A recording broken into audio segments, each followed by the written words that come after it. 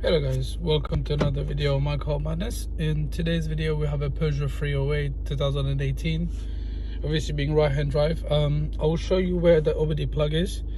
What I've done is I've left the cover loose just to make it easier. So your steering wheel, if you just look straight down, gear lever, there's a little rubber mat. If you pull that up, and then you just have to pull this cover. I know it does look a lot easier because it's loose. What you have to do is put your finger here and then just pull it out at an angle, and that should be it. Your OBD plug is there.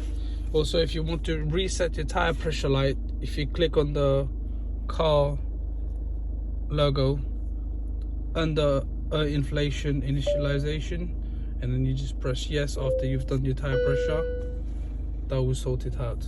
If you would like to reset your service light, if you press this button here with the three zeros, press and hold, turn your ignition and wait for the countdown, and that should reset it. This was already done on this vehicle, so it doesn't really matter, just for the purpose of showing you guys how to do it. Thank you very much for watching, and I hope you guys enjoyed the video, and I hope it was very helpful to you guys. And stay tuned.